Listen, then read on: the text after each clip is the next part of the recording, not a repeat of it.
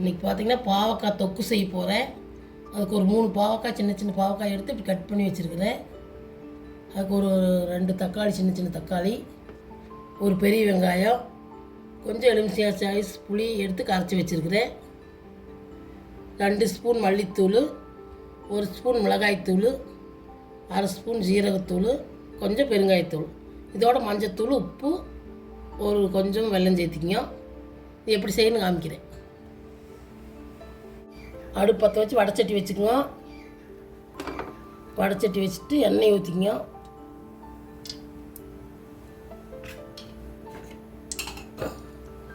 எண்ணெய் ஊற்றிட்டு முதல் பாவக்காய் போட்டு நல்லா வணக்கிக்கலாம்.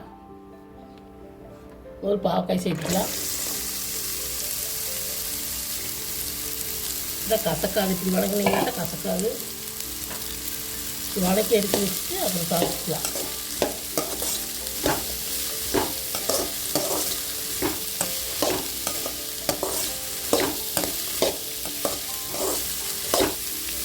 நல்லா மொறு வரைக்கும் வணக்கிக்கலாம். பார்த்தீங்கன்னா பாவக்காய் இந்த அளவுக்கு வதங்கிருச்சு. எடுத்து ஒரு பிளேட்டில் மாற்றி வச்சுக்கலாம்.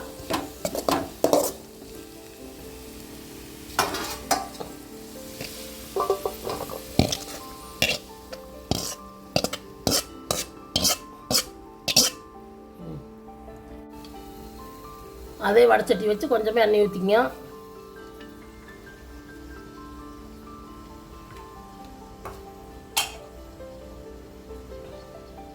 எண்ணெய் காயிட்டு தாளிக்கிறதுக்கு பார்த்தீங்கன்னா ஒரு வரமிளகா, கொஞ்சம் கருவேப்பிலை, கொஞ்சம் வெந்தயம், கொஞ்சம் கடுகு போட்டு தாளிச்சிக்கலாம். கடுகு சேர்த்துக்கலாம். கடுகு ஊறிட்டு கடுகு ஒடிச்சு வெந்தயத்தையும் சேர்த்துக்கலாம்.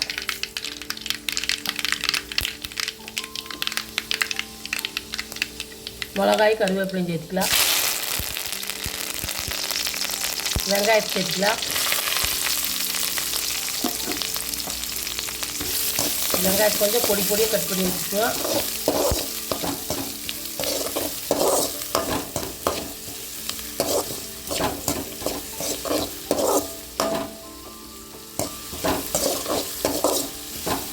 வெங்காயம் இந்த அளவுக்கு வதங்கிருச்சு. தக்காளி சேர்த்துக்கலாம்.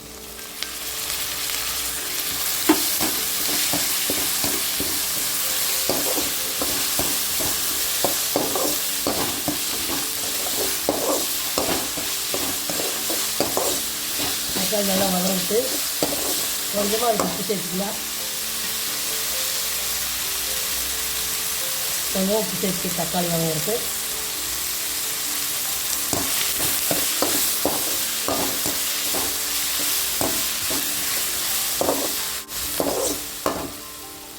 தக்காளி இந்த அளவுக்கு வதங்கிருச்சு.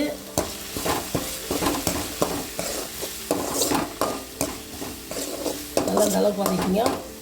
எடுத்து வச்ச பொடியெல்லாம் சேர்த்துக்கலாம். கொத்தமல்லி பொடி, மல்லித்தூள், சீரகத்தூள், பெருங்காயத்தூள் எல்லாம் சேர்த்துக்கலாம்.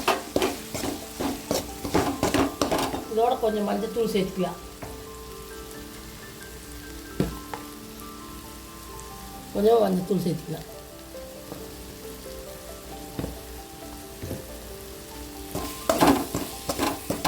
சிம்மில் வச்சு நல்லா பச்சை வாசமாக வணக்கிங்க.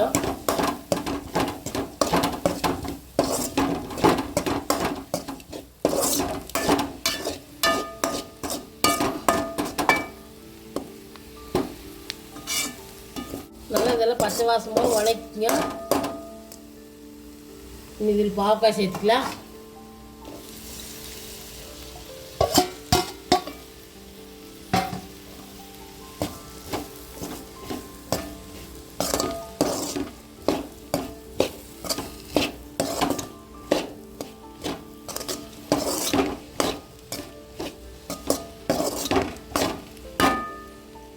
இதோட கொஞ்சம் தண்ணி சேர்த்துக்கலாம். கொஞ்சமாக தண்ணி சேர்த்து பாவக்காய் வேவிட்டு அப்புறம் புளி தண்ணி சேர்த்துக்கலாம். தண்ணி ஊற்றிட்டு தேவையான அளவு உப்பு சேர்த்திக்கங்க. மூடி வச்சு கொஞ்ச நேரம் காய் வேவிட்டு புளி தண்ணி சேர்த்துக்கலாம். பார்த்தீங்கன்னா தண்ணி ஊற்றி இந்த அளவுக்கு வெந்துருச்சு.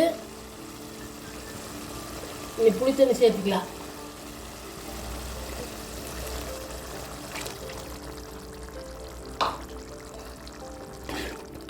புளி தண்ணி ஊற்றி கொஞ்சம் நேரம் கொதிக்கிட்டு பச்சை வாசனை போகும். மூடி வச்சு கொஞ்சம் நேரம் கொதிக்கிட்டு பார்த்தீங்கன்னா எண்ணெய் விரிஞ்சு வந்துருச்சு தொக்கு. இப்போ வந்து கொஞ்சமாக வெல்லம் சேர்த்துக்கலாம். நீங்கள் என்ன சேர்த்துங்க விட்டுருவோம், நான் சேர்த்துவேன். சேர்த்து ஒரு 2 நிமிஷம் ஓட்டினா அடுப்பு ஆஃப் பண்ணிடலாம். இப்போ பார்த்தீங்கன்னா இட்லி, தோசை, சப்பாத்தி, சாப்பாடு எல்லாமே சாப்பிட்லாம். நீங்கள் உங்கள் வீட்டில் செஞ்சு பாருங்க. செஞ்சு பார்த்துட்டு கொஞ்சம் கொதிக்கணும்.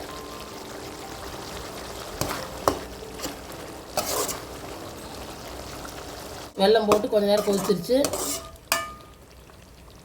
பார்த்துட்டு நீங்களும் செஞ்சு பாருங்க. செஞ்சு பார்த்துட்டு இந்த வீடியோ பிடிச்சிருந்தா லைக் பண்ணுங்கள், ஷேர் பண்ணுங்கள், சப்ஸ்கிரைப் பண்ணுங்கள். நீ அடுப்பு ஆஃப் பண்ணிக்கலாம்.